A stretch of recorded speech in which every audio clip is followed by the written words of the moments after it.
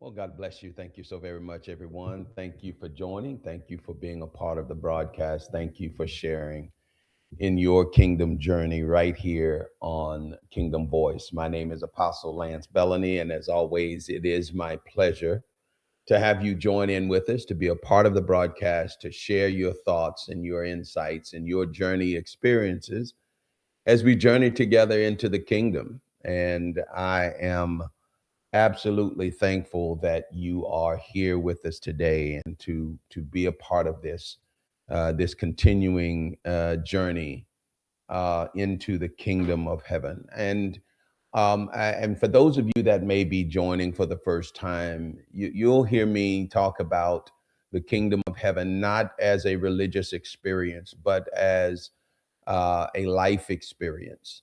Um, I believe the kingdom is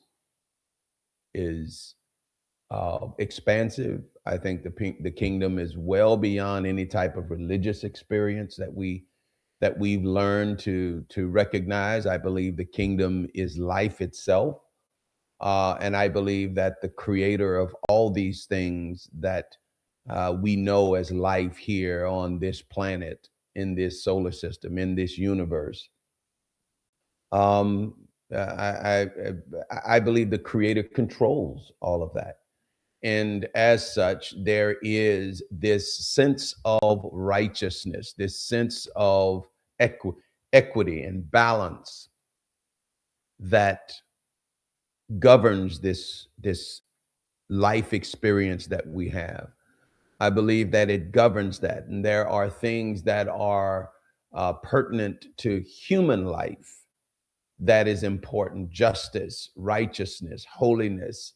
I believe that fairness, good and evil are applicable to to human life here on this planet, and this is in this experience that we call life.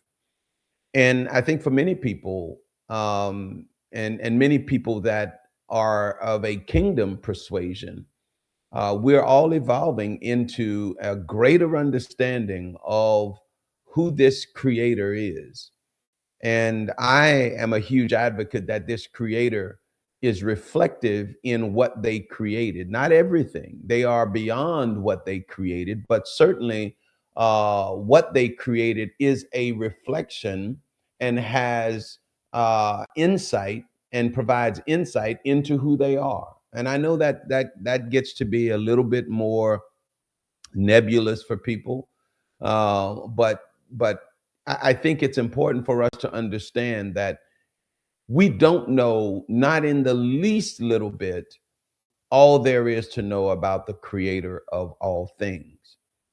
And because of that, we need to allow the creator, we need to allow the creator to identify and explain themselves as they choose to explain themselves to us. Okay. I think we need to allow them to do that. And the only way you can allow them to do that, or the only way they can do that for us individually, is that we allow them to, that we invite them into a place in our lives to be able to explain who they are and what they desire for us. So I want to kind of set that tone as we move forward, because one of the things that I am persuaded of in this season, in this time in which we're living, is that the Creator desires a more expansive relationship with those that will engage with them. The Creator does. Okay, because what has dominated our understanding of the creator has been some religious experience. Okay, or it has been some nebulous spiritual experience. And I believe that in this the season there is a combination, there is a coming together of the spirituality and the religious, if you will, that I have chosen to embrace as the kingdom of heaven. Okay, and so this is a navigation that we're engaging in. We are navigating into an arena, an area We are navigating into a place that will open our understanding, open our insights as to who the creator is to a greater degree. We will never know. I don't believe we will anyway. We will never know the creator in totality. Okay. Not in this life. Now, maybe certainly as we transition from this life into eternity, into that next place that the Creator has for us, I think at that point we will understand greater and potentially could come into the full understanding of who the Creator is, as we will certainly and most probably, and I would even dare say most certainly, be like they are. Okay. And so at that point, I think we'll have an opportunity to see the creator in a much different light than we see the creator today. And again, I'm getting to the point of my message today, or our topic today. But I wanted to set the stage for why we are expanding into these different areas that life is presenting to us, whether it's education or politics or finance or social justice or things of that nature, but well beyond the jumping and shouting and singing and hallelujahing and waiting for Jesus to return. That day and that ship has sailed for me, and I am engaging well beyond the rhetoric of religious organizations and religion itself. Okay, I think in large part religion, not the creator, but religion is restrictive.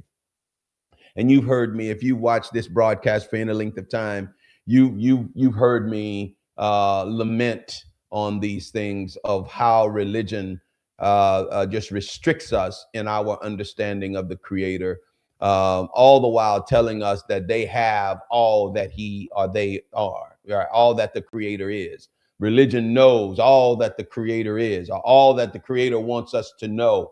And I've I'm so beyond that, and not even interested in entertaining that. So anyway, I wanted to just kind of set the tone for today's topic today, and wanted to um, help you at least understand why I am going down this path at this point in time to discuss these issues, because I believe these issues are a part of the kingdom experience that all of us are having across the globe, that we're having, and wanted to really encourage us regarding this topic. Okay, so African American voter dilemma is what I want to talk about today. All right, this is a real topic in our society, and for in particular for those that may be watching internationally. I say to you, just indulge us, because if it isn't already happening where you are, it will begin to happen where you are. African Americans here in the United States of America, we faced a particularly interesting history and a particularly interesting challenge makes that has presented some unique experiences here in the U.S. Among those experiences is the voting experience, the political experience that we have here in the U.S., and what the impact has been on African Americans. And when I say African Americans, that is the descendants of Africans that were brought here and enslaved here, subsequently freed here, and established life here in the U.S. The descendants of those peoples, now today are known as African Americans, what that experience has been, and in particular, what that political experience has been, and how, how that experience has played out over the last 70 years. And I'm going to focus on the last 70 years because the topic that I'm going to talk about today really came to fruition over the last 70 years, and that is our right to vote. that right to vote has evolved and to some degree has created a dilemma for the African American here in the United States. I think to a large degree, it has been a dilemma of our own creating. It has been a dilemma of our own doing, that we have created this dilemma for ourselves. And we're going to talk about that. And again, I'd love to hear your feedback, love to get your feedback. Feel free to share your thoughts and your insights in your threads, whether you're watching on YouTube or whether you're watching on Facebook. Please feel free to share your thoughts and your insights and your comments, because I can see them live as they come in. So, because I'd like to hear your thoughts on this as well. The dilemma of the African American voter, and I'm going to start by saying this. When we talk about voting, politics, and what have you, there are three primary ideologies. There is the liberal ideology, the conservative ideology, and then the independent ideology. So those are the three ideologies that primarily dominate the political landscape here in the United States of America. Then there are the party affiliations. Okay. The primary party affiliations in this country are overwhelmingly Republican and Democrat. Now, some would argue that the independent position is also there, but I classify that as an ideology. Okay, because overwhelmingly independents, while there are independent candidates that come up from time to time, independents divide themselves between Republican and Democrats, just as African American voters, just as white voters and all voters tend to separate themselves around those two primary political parties, but they have three primary political ideologies. Okay, so that kind of explains my thoughts around the ideology versus the political party. So the African American voter has literally created a dilemma for ourselves, in that we have demonstrated an allegiance in one particular direction, but there are some benefits and consequences of that position. And I want to get into that in just as we move forward. So I'm going to share something now. So the dilemma of the African American voter is this: African Americans are not a monolith of voters. And I want you to understand that we as African Americans, I am an African American, obviously you can see that, but African Americans are not a monolith of voters. So what do I mean by monolith? Meaning that we all don't think the same way, neither do we vote the same way, neither do we have the same political or social and political ideologies. Okay, not all African American, not all African American voters are the same. Not all African American independent voters are all the same. Not all African American conservative voters are the same. Even though they are within a particular ideology, they are not all the same. So there are differences even within the liberal mindset and in the independent mindset, and obviously also the conservative mindset. So for the record, I will say to you that I am a conservative in my ideology, and we'll talk about it later. And I'll be fully transparent. We'll talk about it later in how I vote, how I have cast my political vote. The Democrat Party. Now listen to this: the Democrat Party has received 85% of the African American vote for the past 70 years. Now, in spite of the diversity of ideology, when it comes to the African American voter and the political persuasion, the political parties, the Democrat Party has received 85% of the African American votes since the 1960s. Late 60s, late 50s, early 60s. Okay. Since that time, 85% of the African American vote has gone toward the Democrat Party. Okay. The Republican Party has historically championed the cause of African American voter, but only received 15% of their vote in this same period. Okay. That is the dilemma that has been created. And I want you to understand something. 85% of the African American vote since 1970, since for the past 70 years, has gone to the Democrat Party. The Republican Party has been a champion in many respects of the issues facing African Americans, but only received 15% of the African American vote. The dilemma that has been created is simply this. One party has gotten used to the African American vote and know they're going to get it no matter what. The other party knows that they're not going to get the African American vote no matter what they do. So now, in the one hand, I don't have to do anything to get your vote. And on the other hand, nothing I do will attract your vote. So where does that leave the African American voter? In the proverbial wilderness dilemma. Okay. I'm gonna just share some personal thoughts here before we go on. Part of the challenge of the African American voter is that when we look at where we stand politically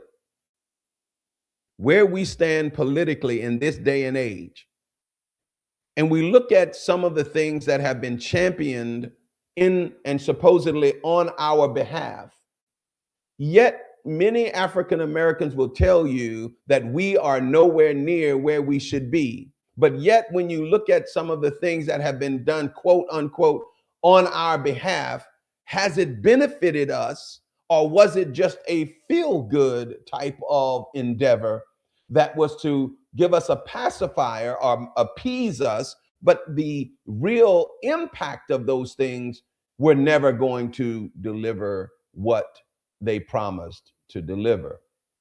I am persuaded of this one fact, that when you give someone a handout, you weaken them. When you give someone a hand to help themselves, you strengthen them. The old adage, teach a man how to fish, I fed him for a lifetime. Give that man a fish, and I have only satisfied a temporary need. Which would I prefer? I would prefer teach me how to fish. Give me a hand to do what I am trying to do for myself. Don't give it to me. Don't give it to me. No, I'm not asking you to give it to me, and neither is giving it to me good for me. Teach me, or rather help me do it for myself. And in many instances, what that often means is just getting out of the way. Stop putting roadblocks and obstacles and artificial interferences with what I am trying to do, and I'll get there on my own. Many times that's what a hand up means,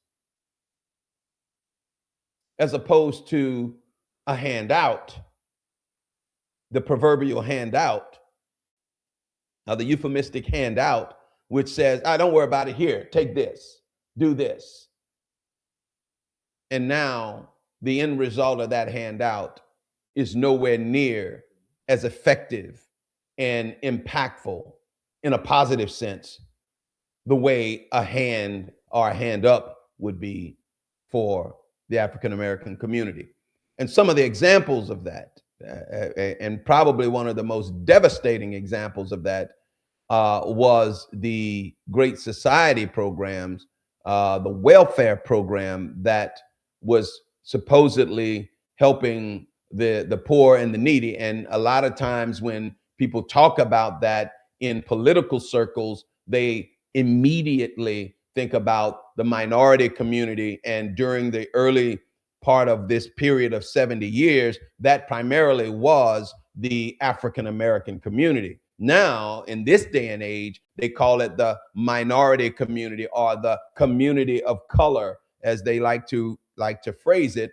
And in so phrasing it that way, um, you know, they intend to invoke that upon Hispanics, African Americans, and those are the two primary communities of color that they like to refer to. And they look down condescendingly, they being the power structure, the elites, the academics, look down in condescension on those communities. And I'll get into some of the most insulting things that some of the white community tends to do in respect toward these communities of color, right? But I digress. 15% of the African American vote since 1970 has gone toward Republicans. 85% of the African American vote has gone toward the Democrat. These are on average, of course, and not necessarily, but anyway, these are polling averages. Why is this a dilemma? It's a dilemma because politically we are diluted as a people. I want you to stop and think about what I am saying. Try to think about it rationally and not necessarily emotionally. Okay? Allow yourself to be liberal, conservative, independent. Go for it by all means. And vote in your best interest. Allow someone else to be the same and another person to be the same. Independent, conservative, or liberal. Okay? If the African American community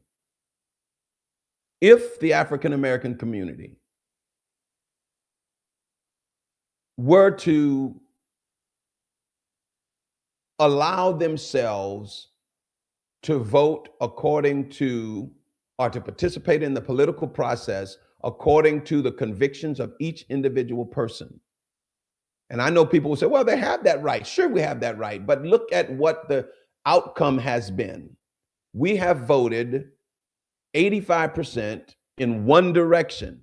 Have we, ask yourself this question, have we received 85 or the appropriate response from that allegiance in terms of the political wherewithal and the political power that that type of allegiance would reasonably warrant? Have we received that type of response from our allegiance? I think everyone would agree that today, in 2026, that the answer to that question is no, we haven't. Okay, and I think there are some attributable reasons why we have not received the appreciable response to our allegiance in terms of political voting. Okay. And that is because I believe that in response to our vote, again, on average, in response to the African American vote, what we've gotten in return is condescension. Okay. They need our help. They can't do it without our help. I'm talking about the way that response has come back toward the African American community. So we'll give them a handout to keep them coming back. We'll give them another handout, keep them coming back. And those are the types of responses that we've gotten, not to the point that we have been empowered. So what are we doing? Look at the political landscape today within the African American community. We're still protesting. We're still demonstrating. We're still boycotting. We're still doing all of those things. So one would look at that and say, well, because we're still having to do it because we haven't gotten the response that we're looking for. Fair enough. That is a fair, absolute fair question. But the counter question to that is that if you keep doing the same thing, will you ever get the kind of response that you're looking for, that we are looking for? Okay. This is the challenge, and this is why I say the dilemma of the African American voter. We have painted ourselves into a corner, created a dilemma for ourselves, and now a we need to escape, if you will, this dilemma. We need to escape this dilemma. One of the things that I am persuaded of in terms of escaping this dilemma is the emotional factor that African Americans, by and large, deal with. And again, I'm going to be very generalistic. And again, I invite your comments and your comments around this issue and these statements that I'm making. I really would invite your responses to that and your insight on what I'm about to say, in particular, what I'm about to say now. By and large, African Americans have been able to be appealed to at an emotional level. Okay. When you look at the African American community and when others look at us, and I've been in numerous conversations around this topic with non-African Americans, and one of the things that we fall victim to and subject to is the emotion of the matter. We get emotional, we get fired up, we get excited about a particular thing, and people can just wait us out. And then the next thing you know, our emotions die down and our attention wanes on a particular matter. And the conventional wisdom is that you just wait us out. Give us something to get excited and you'll get us on board. Okay? And when we get excited about a cause, just wait us out because the excitement is going to wear down. So my concern, or not my concern, but my approach is less emotional and more logical and methodical. We have to look at issues for what they are. We have to allow the merits of the matter to overwhelm the emotions of the matter, to take precedent, not overwhelm, but to take precedent over the emotion of the matter. Because many times we get just a little bit of something and get excited about that something, not stopping to look at the merits of what we received or the merits surrounding what we received. Did they give us just enough, or did they give us what was equitable for the cause that we were addressing? I will never be able to effectively answer that question if I am driven by emotion. I've often said this to people, and I'll repeat it here. Never make a decision, no matter which way, at the height of excitement, at the height or at the depth of despair. Don't make a decision when you're at the extremes of the emotional spectrum. Bring it back to the middle where you're level-headed, calm, cool, collected, where you can look at both sides of the issue, and now you make an informed decision. In like fashion, when we receive something, get all excited, and then we I don't know what the right word is, but we agree to it, for lack of a better word, only to find out later that I left way too much on the table or I gave way too much away.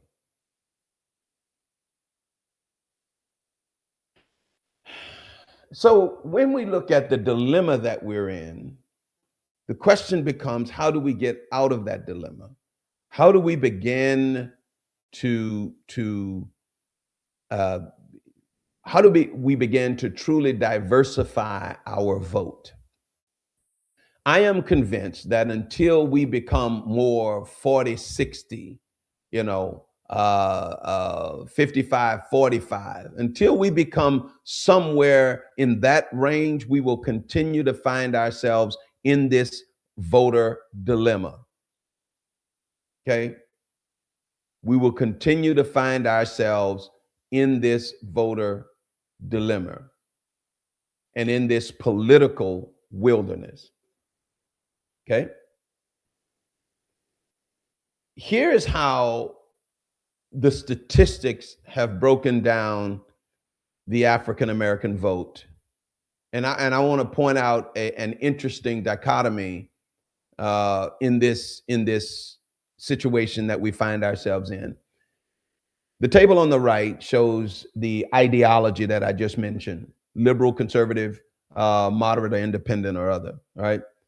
I am a conservative. I consider myself to be conservative, both politically, economically, socially, fiscally. I am a conservative. I believe in less government, lower taxes. I believe in social conservatism, a man and a woman, okay, a husband and a wife. I believe in two genders, male and female. Socially, I believe that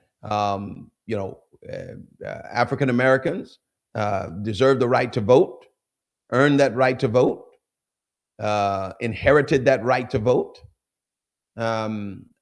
Just list of conservative positions. Now, I am a conservative, and let me give you an example of how this can differ. Many conservatives look at the affirmative action position, and they say that affirmative action is bad. I don't. I believe affirmative action is necessary. And I've argued this with many conservatives and left them pondering, that's a good point you make, Lance.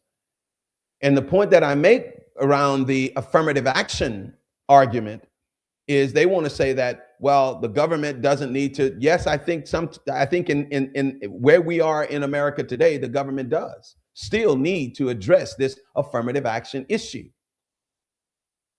Whether we like to believe it or not, racism still exists. Prejudices, let me not say racism. Let me back off that word. Prejudices still exist. And by the way, just for the record, not all prejudices are racial. Okay? Not all prejudices are racial. Not all racial issues indicative of prejudicism. Okay? Let me explain what I'm talking about. People are just comfortable with people they can identify with. It has nothing to do with race. It just so happens that race may play a part in it, but people are comfortable, are partial to people that they are comfortable with. For example, if I have a black friend and a white friend, if I meet two people, one is black and one is white, okay? I'm African American, I am friends with the white guy. I don't know the black guy. Who do you think I'm going to be partial to in terms of any benefit that I may offer them, whether it's a job, whether it's an opportunity, whether it's a loan, whatever the case may be? Who do you think I am going to be partial to? I'm going to be partial to the person that I am comfortable with because I know them. I have a history with them. I have an identity with them. Okay? So not all situations are purely based in race. There is an aspect of familiarity, comfort, history. Okay? Now, when we look at affirmative action, one of the challenges that many people fail to recognize on the conservative side is this: most of the people making the decisions around hiring, around lending, around housing, many of the people are of a particular persuasion. And when they are forced, or when they are put in a situation to choose between candidates, they migrate toward the candidate that is most familiar with them. That is not racism. It just has a racial component.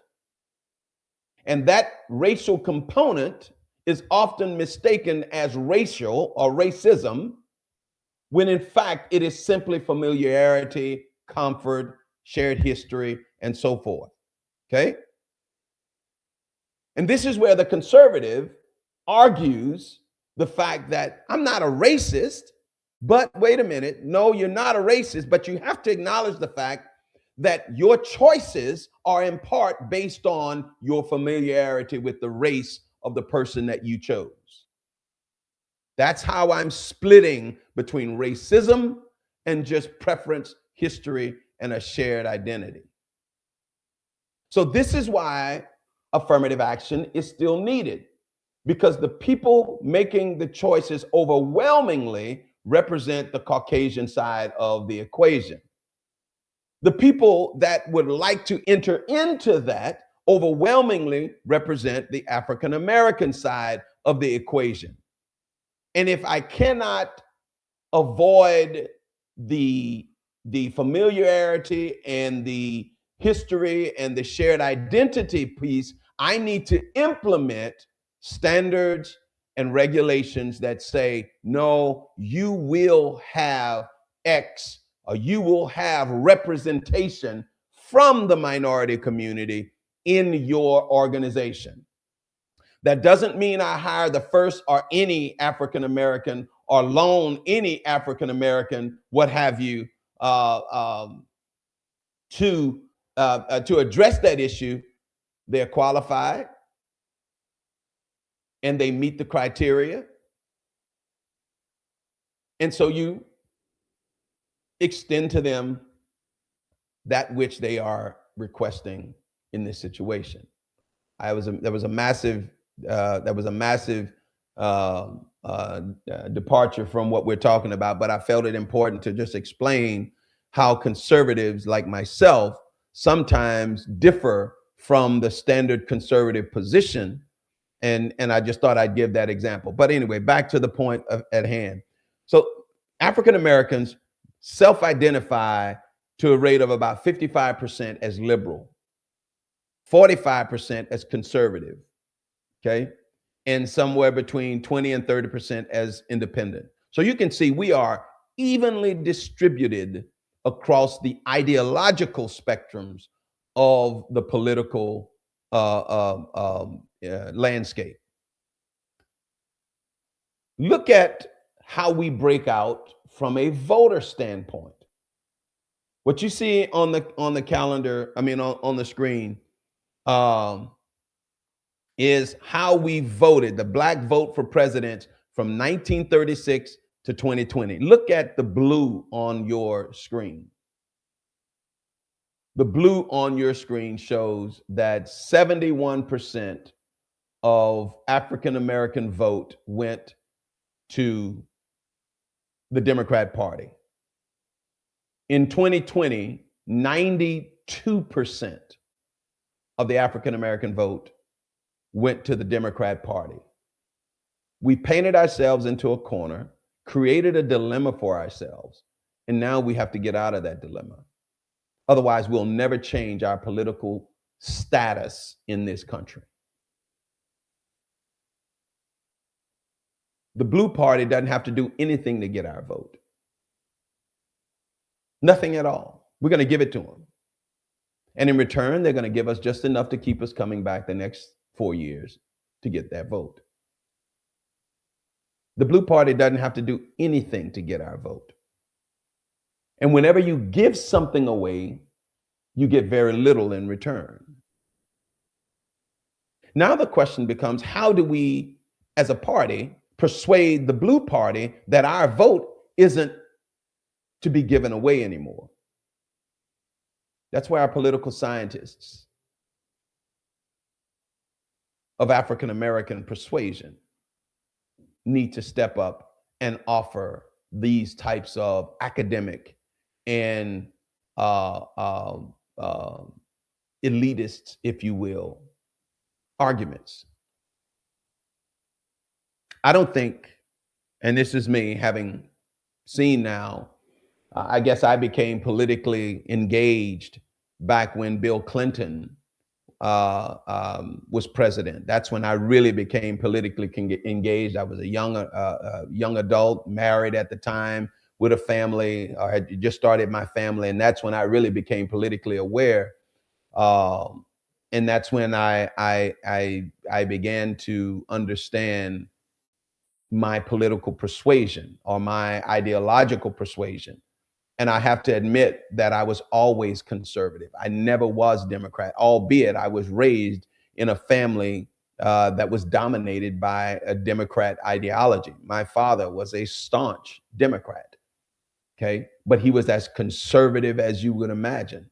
But his somehow his voting allegiance was just to the Democrat Party, and I watched and listened and heard him talk and engaged with him on numerous debates around political issues, and I realized that I was conservative. I'm just conservative, and I was never given to emotional decision making. So I digress. So you can see from a presidential standpoint how we engage the political um, um, process from a voting for the president. The lower bar chart shows Black party affiliation, African American party affiliation. The blue, once again, we were 37, 47, 19 back in 1936. That is probably the most balanced, maybe 1920, 1944 is probably one of the most balanced uh, political positions we find ourselves in. And from that point, it got worse and worse and worse to a peak in 1948 where we were 92% of our party affiliation had went to the Democrat Party, and it's been up around that status ever since. So you can see the history there, decade after decade after decade, where our allegiance has gone to one party. Now, I want you to stop and think about something for just a second. And this is the dilemma that I'm talking about. This is the dilemma that I'm speaking of. Such allegiance given to a single party, what have we received in return for that allegiance? Be honest with yourself, and I want you to think. I'm not telling you which way to go. I'm just trying to get you to look at it from a logical standpoint. Such allegiance has been given to a single political party, and what have we received in return of that allegiance? I'm gonna give you a sense of what I think we've actually gotten in return, and unfortunately, from my perspective, it was another token. But we'll deal with that in just a second. What have we received? We're still crying about racism. We're still crying about housing disenfranchisement. We're still talking about economic disenfranchisement. I think that's the right word. Disenfranchised. Yeah, that's right. Disenfranchisement. We're still crying about education disparities. We are still engaged in the same arguments that we were engaged in back in the 1960s. But yet one party has gotten 90+% of our vote. That's a dilemma at every level. That's a dilemma by any description. And we've got to get out of that dilemma. The only way we're going to get out of that dilemma is that we as a community are going to have to engage in a real debate around the merits of our voting. Okay. And that debate is going to have to take place without vilifying people moving one way or the other. Allowing people to move to that whatever persuasion they are, okay? Allowing without, Uncle Tomming them, Oreoing them. You know what I'm talking about, right? Without calling them the house word. Those of you that are African American listeners, you know what I'm talking about. And we've got to allow ourselves to make those decisions without denigrating each other.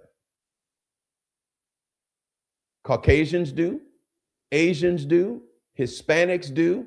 They allow themselves to be diverse in their positioning. Not us. We're monolithic in our voting positions. This gives pure evidence of such. 90+% over the last 70 years have gone toward one political party. And what have we gotten in return? I would dare say nothing more than a token. Okay? This is how the ideology translates into party voting since 1960. We talked about it. Even though African Americans identify as liberal and conservative and moderate, the actual vote is far more unified. Why is the vote so unified despite ideological diversity? Race is the strongest predictor of party choice in the U.S. Pew and Protect Democracy both show that race divides partisan affiliation more than class, religion, or education.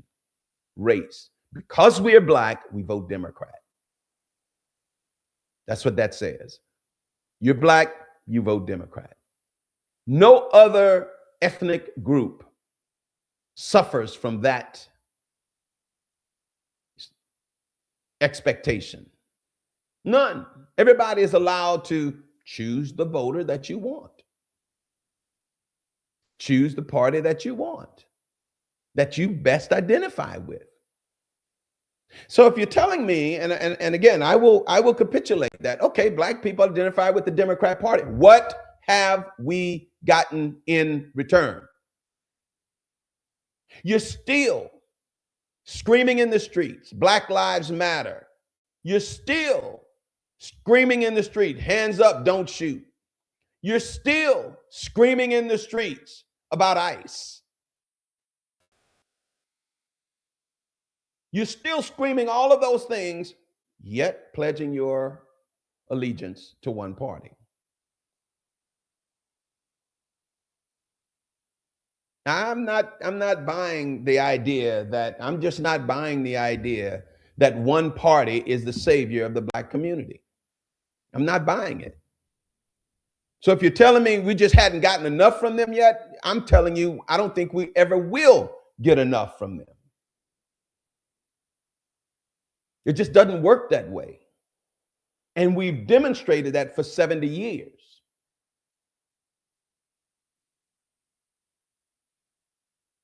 B, historical realignment after the Civil Rights Act of 1964 and the Voting Rights Act of 1965.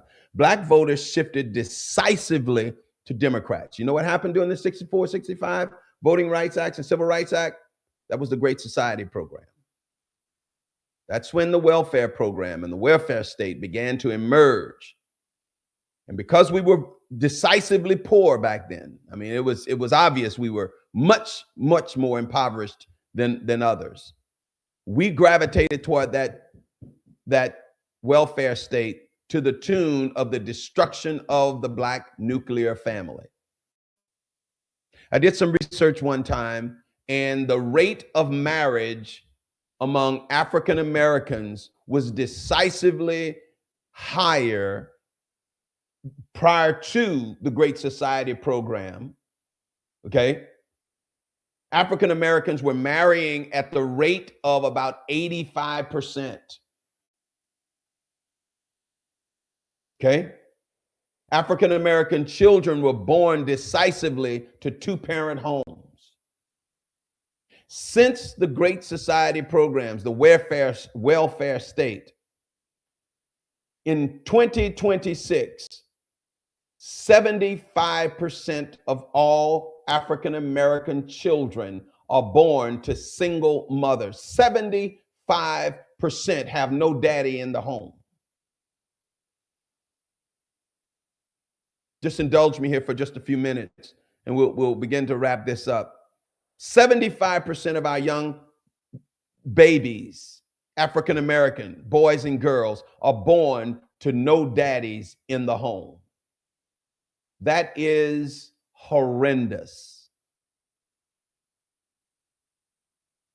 In large part, not explicitly, but in large part to the welfare state that gave us a handout, but in return, it destroyed us after we received it. What came along with that handout was some stipulations that eroded the Black family to unconscionable levels. That's what it did. And as a result of that, we find ourselves at 75% of our babies are born, our being African American babies, are born to single mothers. Forget about everybody else for just a moment. That, beloved, is untenable. And only God can fix that for us. Change our minds, change our thoughts, renew our minds around this issue of handout versus a hand up. Only God can fix that for us, because right now we are in a dilemma.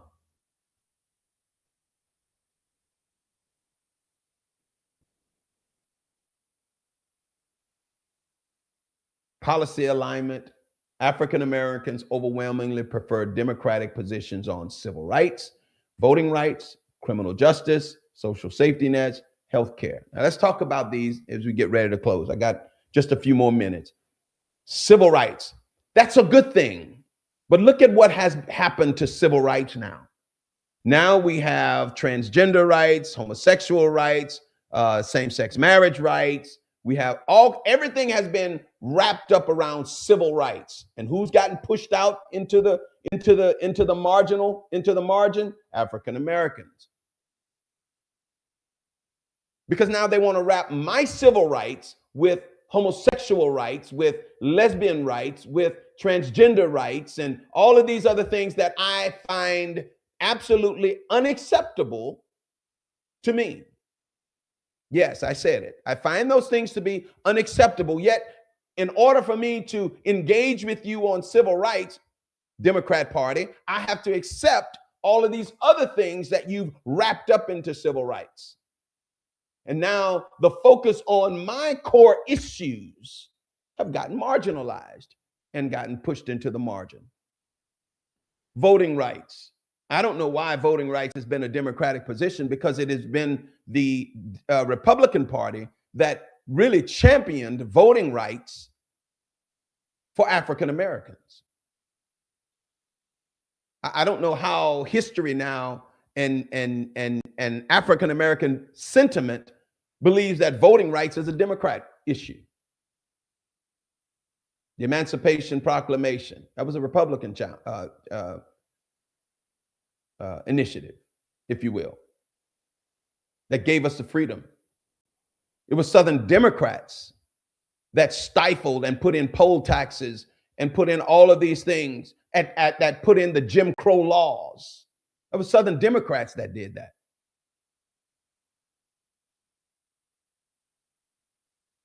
Criminal justice, the First Step Act, that was a Republican that gave so many African Americans incarcerated behind Bill Clinton's early prison reform. I forget the exact name of it. That was done in the 1980s. And then all of a sudden now, criminal justice is a Democrat issue. When you look at what Democrats did to incarcerate African Americans, how does that get to be again? I'm at a loss for how we as a people believe that criminal justice is a Democrat strong point. I find that completely interesting. Social safety nets, that's the welfare program, the welfare state. When you look at what the welfare state has done to the African American community, I'm stunned that we haven't seen the destruction that the welfare state has done to us.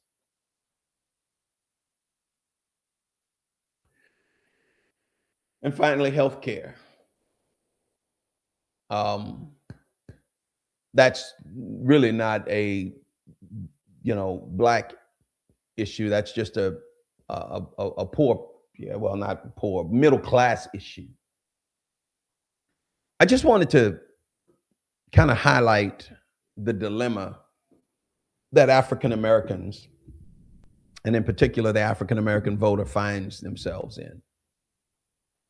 We have a dilemma that only we can get out of. That dilemma is, do we continue voting for a single party in light of what we've received in response to that voting allegiance? Or do we begin to look at options elsewhere? One of the things that I want to say in closing, the Democrat Party, probably the token that I mentioned, the Democratic Party has featured the only African American nominee for president and the subsequent first African American president of the United States of America. I think that one thing has guaranteed and solidified African Americans voting for Democrats for the next 60 years. I'm going to throw a wet blanket on this whole thing. I think the African American community is just in for it for the next 60 years. I think the fact that the Democrat Party was able to do this, give us Barack Obama as our president. And by the way, I voted for Barack Obama, his first term. I'm just making it plain. I voted for him. And here's where the Republican Party did themselves a disservice. Many have questioned his African American status due to the fact that his father was not an American citizen. His father was Kenyan, while his mother was a white American. Thus, the lack of African American status. That's why many conservatives point to the fact that Barack wasn't an American citizen, albeit that they were completely in the wrong for what their position was. They were basing it on the fact that his father was Kenyan. And technically, Barack was not an African American because his father, if you will, was not American. His father was African, but his father wasn't American. So you can see the technical side of all of that. And many African Americans, Black people, interpreted that as disrespectful. Okay. Some conservatives tried to highlight this and suggest that this made him not an American citizen, further creating the divide between African Americans and the Republican Party. So I don't think that we're going to make this shift for at least the next 50 years, maybe longer, because of this very issue right here. And they will continue to come back and draw back to this issue and be able to pull many of the African Americans into the Democratic fold and continue to push destructive policies and destructive ideologies upon the Black community and keep us always looking for a handout versus demanding the hand or just demanding the opportunity to move ahead. Well, listen, beloved, thank you so very much. I hope that this topic was something that you could grab a hold to and really engage with. As we get ready to close, I want to invite all of you to connect with me on Facebook or connect with me on YouTube. If you haven't already done so, please subscribe to the channel. It helps us engage with others, your base. Thank you so very much. It would mean a whole lot to me if you did so. As we get ready to close, I want to say to you, join us again next Sunday, right here, same time, 10:30 a.m. Central Standard Time, as we continue to bring you truths of the kingdom from an apostolic perspective. And until then, be well, be blessed, and we'll see you again next Sunday morning.